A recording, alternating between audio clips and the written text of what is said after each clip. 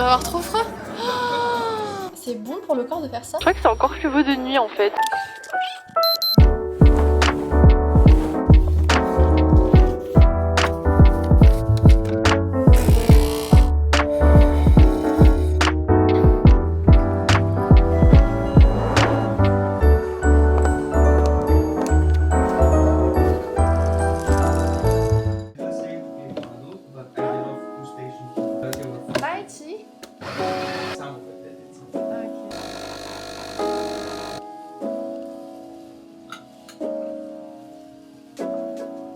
Hola, bienvenue dans cette nouvelle vidéo Rise and Shine. J'ai envie de pleurer, on est sur la dernière vidéo à Copenhague, mais on se retrouve pour le concept que vous adorez puisque je vais rencontrer Capucine qui vit à Copenhague depuis pas mal de temps, donc je vais pouvoir lui poser toutes mes questions. Donc là je la rejoins ce matin à l'adresse qu'elle m'a envoyée qui a l'air trop bien. Ah, j'ai trop froid là.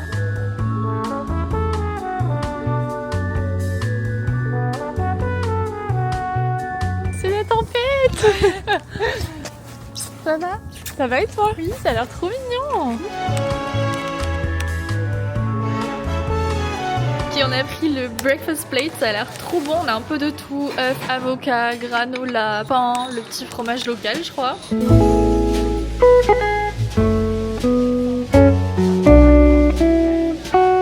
Je sais pas si on va le voir. Ah ben voilà, il y a un mec, il vient d'aller dans l'eau là.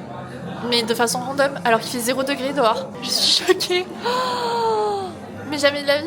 Mais c'est pas possible. Non mais il doit avoir trop froid. Si ouais, ils descendent en peignoir de chez eux avec des claquettes Crocs, ils vont se baigner, ils mettent leur peignoir et ils remontent chez eux. Et ça c'est hyper commun. Mais tu rigoles. Non. Mais je peux pas. Mais là, moi tu me paies, j'y vais pas dans cette eau. Il fait trop froid. Je suis choquée. Alors on vient de sortir du café, c'était une très bonne adresse. En fait c'était une adresse de café qui faisait yoga en même temps, donc il y avait une petite salle de yoga à côté. C'est très Copenhague. Et du coup je vais en profiter pour te poser les premières questions. Déjà est-ce que tu peux te présenter et nous dire depuis combien de temps tu vis à Copenhague? Et surtout qu'est-ce qui t'a donné envie de vivre à Copenhague? Je suis Marie-Capucine du coup. Ça fait depuis juillet 2024 que je suis arrivée à Copenhague avec mon mari parce que on avait envie de venir dans les pays du Nord pour travailler. On est venu en vacances ici il y a 3-4 ans. On a adoré la ville et on s'est dit en fait Copenhague c'est bien parce que on est originaire du Pays Basque. Donc on avait besoin d'un pays avec une capitale avec la mer à côté, on s'est dit Copenhague c'est parfait. C'est pas la même température d'eau Non, mais bon, ça nous va et on était à Paris avant pendant 5 ans. On avait vraiment besoin de changement, donc là on s'est dit que c'était vraiment la capitale idéale. Donc ça fait presque 2 ans que vous êtes ici? Presque 2 ans, ouais, Okay. c'est ça. Qu'est-ce que t'adores le plus dans le fait de vivre ici? Je pense le côté mer et nature. En venant de Paris, on avait vraiment besoin de voir autre chose, de quelque chose de différent. La vie ici en fait qui est très chaleureuse et puis la qualité de vie qui est complètement différente comparée à Paris. Je passe le moins de temps au travail en fait pour avoir toutes les activités à côté. Le cadre en fait est génial quoi. C'est pas pollué, tout est propre, tout marche. Au contraire, qu'est-ce qui te plaît le moins dans le fait de vivre ici? S'il y avait des choses auxquelles tu t'attendais pas en venant ici et qui t'ont un peu surprise ou... Je te dirais le médical. Le médical? Ouais. Ah ouais? C'est compliqué. Quand tu vas parler à tous les Français, ils vont te dire que le médical c'est différent, compliqué. T'as un médecin traitant que tu choisis pas vraiment. En gros, quand t'arrives ici, selon le quartier dans lequel t'es, tu vas avoir un médecin traitant attitré. Okay. Donc tu le choisis pas. Et si t'as envie de changer de médecin traitant parce que le tien te plaît pas, faut que tu payes. Puis il y a beaucoup de choses qui passent par ton médecin traitant, mais si t'as besoin de médicaments, en fait, peut-être pas les avoir directement parce qu'ils sont très anti-médicaments. Même si je suis pas pour prendre le Doliprane quand t'as mal à la tête, mais voilà, c'est compliqué. Et tout ce qui est par exemple gynécologique, ça passe avec ton médecin traitant. Okay. Tu vas pas avoir de gynéco. Ah oui. C'est il y a franchement de spécialistes en fait. C'est ça. Et en tant que médecin traitant, par exemple, en fait, tu as besoin de passer par eux si tu vas aller voir un dermato ou tu as besoin d'une référence auprès de ton médecin traitant pour aller voir un spécialiste. Ah oui, donc ça va au tard. Pour prendre rendez-vous, déjà, si c'est pas urgent, tu vas pas avoir un rendez-vous tout de suite. Si c'est urgent, tu as des consultations entre 8h et 8h30, je crois, le matin. Et c'est cher aussi niveau médical? Oui. Ouais. Là, typiquement, j'ai refait mes verres de lunettes parce que je vois plus grand-chose. Et t'es pas remboursé. Donc c'est 500 € pour faire des verres de lunettes. Ouais, donc quand c'était pas prévu dans ton budget du mois, voilà. Pareil, le dentiste c'est pas remboursé. Donc moi ce que je fais c'est que je vais chez le dentiste en France quand je rentre en vacances à Noël parce que ça me coûte bien moins cher. Mais du coup ça va me coûter 40 € alors qu'ici ça m'aurait coûté je sais pas 100 €. Rien que pour faire recoller un fil c'était 90 €. Le médical, ouais je te dirais. Comment tu décrirais ton quotidien ici? C'est quoi un peu ta petite routine, les petites habitudes que tu as mises en place en venant vivre à Copenhague que tu n'avais pas forcément quand tu vivais en France? Donc l'été et l'hiver c'est différent parce que l'hiver donc les journées sont très courtes. Quand il fait ce temps-là, à 14h, tu n'as plus de lumière. Donc je dirais que l'hiver prend plus de temps, bien plus au sport qu'à Paris. Ok. J'ai plus ma routine pilates et ma routine sauna et tout ça, plus bien-être, on va dire. J'ai l'impression que le sport ici, c'est vraiment au cœur du quotidien. Ouais. Enfin, c'est toute une priorité, autant que le travail, voire plus. Ouais. Parce que même là, quand j'ai fait des cours de yoga, de pilates et tout, ça m'a choqué à quel point il y avait vraiment tout âge. Alors que par exemple, quand je fais des cours de sport à Paris, il y a vraiment genre des petites meufs de mon âge. Ouais, c'est ça. Là, il y a vraiment tous les genres, tous les âges. Au Reformer, c'est pareil, il y a tous les âges. Enfin, il y a des femmes de l'âge de ma mère, tu vois, et à Paris, c'est pas vraiment ça. Et enfin, il y a beaucoup de gens qui font du kayak, même en hiver, bien couvert. Et l'été, à 7h, en fait, il fait jour dès 4h du matin. Donc, dès 7h, on est sur les paddles avec mon mari le week-end. Ouais, parce que le soleil est déjà là et qu'en fait, t'es réveillé parce qu'ici, il n'y a pas beaucoup de rideaux. Enfin, même les gens n'ont pas de rideaux chez eux. Donc, en fait, s'il fait jour, ils se lèvent, la plupart, et ils vont faire leurs activités, quoi. Donc, en fait, vous vivez au rythme des saisons. Un peu. Okay. Ouais. Parce que du coup, niveau horaire de travail, c'est quoi un peu tes horaires? Comment ça se passe? Chacun fait un peu comme il veut ici, selon s'ils ont des enfants, voilà. Mais moi, généralement, je fais 7h30, 8h. Ok. Pour commencer. C'est tôt. Ouais, entre 15h et 16h, on est dehors, quoi. Ah bah oui. Donc, ouais. Oui, surtout quand il fait nuit tôt, t'as envie de sortir du travail le plus tôt possible. D'être cosy chez toi, avec un bon thé et des petites bougies, ouais. Trop bien. Et je propose qu'on aille chez toi pour voir ton appartement. Parfait. Parce que tu vis dans un quartier assez spécial de Copenhague. Ouais. Donc on est plus dans le quartier sud de Copenhague, ouais.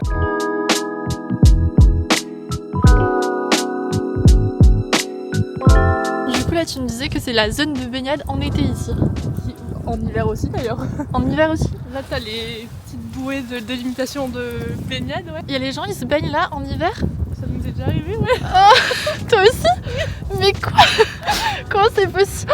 On arrive bien couvert avec nos grosses doudounes, on pose tout et on... Mais impossible, mais je peux pas moi. Mais attends, mais il faut être très courageuse. Là, il y a personne qui se baigne. Hein. Non. On est arrivé dans ton appartement. J'ai quelques petites questions à te poser et surtout j'ai trop hâte de faire l'appartement tour parce que il a l'air incroyable. On est dans le sud de Copenhague ici et on paye 2300 € pour 100 cm². Mais il faut savoir qu'ici au Danemark, c'est pas vraiment 100 cm² comme en France parce qu'ils comptent et les parties communes, donc l'escalier, l'ascenseur, la cour aussi, c'est compris dans les 100 cm². Donc quand on est arrivé ici, en fait, on s'est dit on fait quoi? On connaissait pas encore les vrais mètres carrés danois, donc on s'est dit en fait on préfère prendre plus grand que de se faire avoir en prenant 80 m² et se dire qu'en fait on a que 50.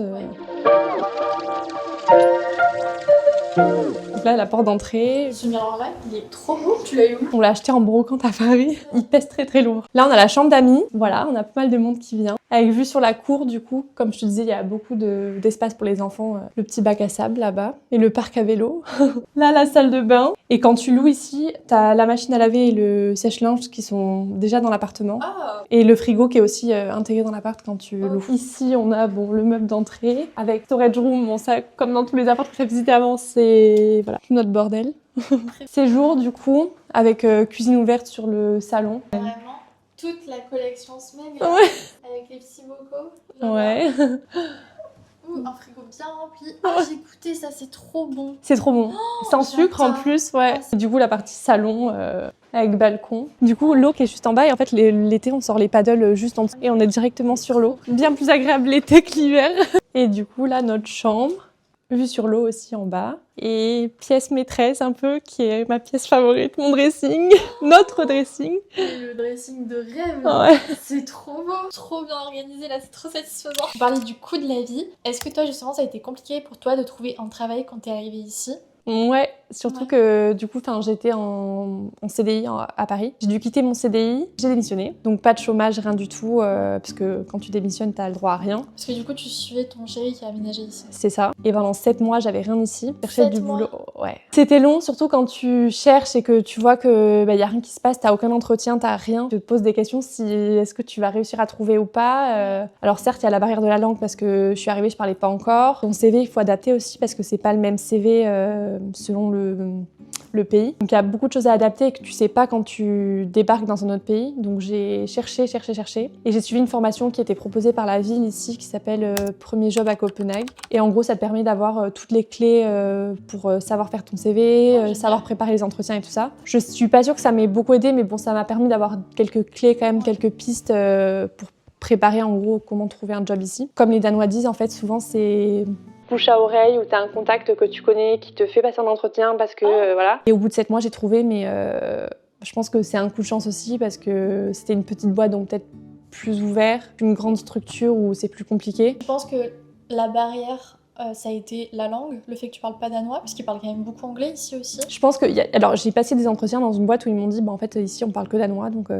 Enfin, est-ce que ça te pose problème? J'ai dit, non, enfin, on est dans le pays, donc forcément, je suis obligée de m'adapter à la culture. Mais c'est pas facile. Souvent, dans ma boîte, ils parlent que danois et c'est pas évident. Enfin, tu te sens un peu exclu. Mais je pense que oui, d'apprendre la langue, c'est important et ça peut aider au début.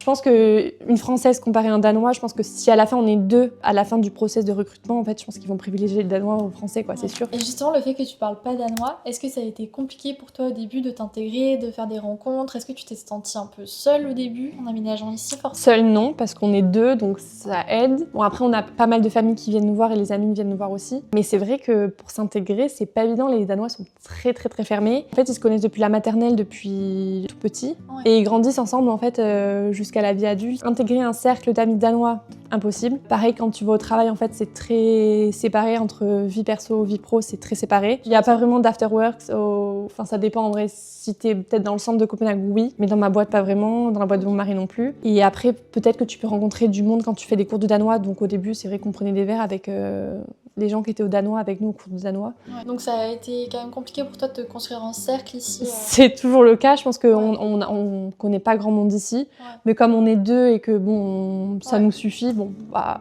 Oui, vous cherchez pas non plus non. à tout prix. Non. Est-ce que tu aurais des adresses préférées à Copenhague à nous recommander? Alors, pour le pilates, moi, je vais à Energy, donc le Reformer. Et il y a aussi un studio exercer où je vais de temps en temps. Energy, tu me disais que moi, le studio que j'ai testé, c'était vraiment le pire. Ouais, t'as été où il y avait le plus de machines, je crois 50, je crois, un truc comme ça.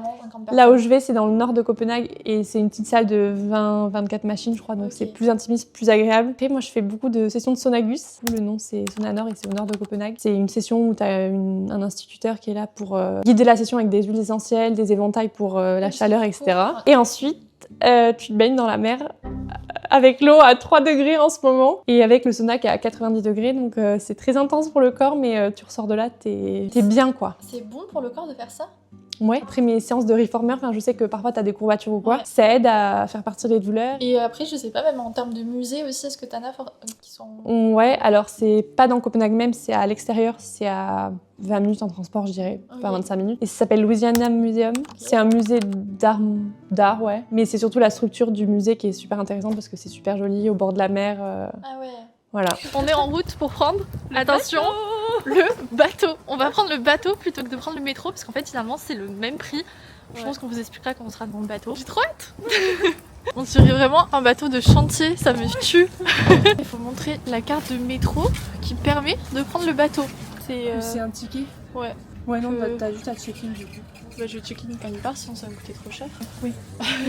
On vient de se poser dans notre bateau. Bah, maintenant qu'on va prendre les transports, justement, est-ce que tu peux nous en dire un peu plus sur le coût au niveau de la vie? Est-ce que les transports aussi, c'est cher? Un billet de transport, c'est 3 € à peu près. Et avec les 3 € tu peux utiliser le métro, le bateau, le train sur certaines zones. Et donc toi, par exemple, si tu prends un abonnement mensuel, ça te fait quel prix à peu près? C'est 75 € pour 2 zones du coup. Et si tu prends plus ou moins, c'est pas le même.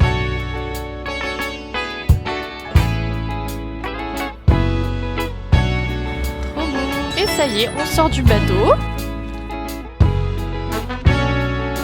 là, on essaie d'aller à la tour Christiansborg Tower, parce que du coup, c'est une tour qui permet d'avoir une vue sur tout Copenhague et qui est gratuite. Parce que oui, même si Copenhague coûte très cher, quand même beaucoup d'activités gratuites, tu me disais, que ce soit la tour. Il y a certains musées gratuits aussi. Ouais, moi, je me semble que j'avais fait quand j'étais venue il y a 5 ans. Le musée de Copenhague était d'ailleurs super. Je pense que j'avais même pas payé. La tour Copenhill, du coup, qui brûle les déchets, qui est gratuite aussi, où il y a une piste de ski dessus, mais bon, tu payes pour faire du ski sur la piste, sur la tour qui brûle les déchets, mais tu peux monter gratuitement en haut pour avoir la vue sur Copenhague. Et tu me disais aussi qu'il y avait beaucoup d'activités dans la nature gratuites. Ouais. Vous faites beaucoup de paddle. Ouais. Les marchés, les canaux de la mer. Ah là là les gars, je suis congelée. Avec le vent aujourd'hui, c'est terrible. Il y a la queue? Un peu, mais ça devrait aller, je pense. Ah. Let's go, on rentre dans l'ascenseur pour monter à la tour. Que pour nous dans l'ascenseur, mais pas mal. En plus, c'est gratuit. Enfin, c'est Ouais. très bien. On n'a même pas besoin de prendre des escaliers. Waouh, waouh, waouh. Non, mais je sais pas qu'on est resté bloqué. Non, c'est bon, ça avance, ça monte. Imagine trop bien, on est trop bien dans l'ascenseur. Ah non. Bloqué.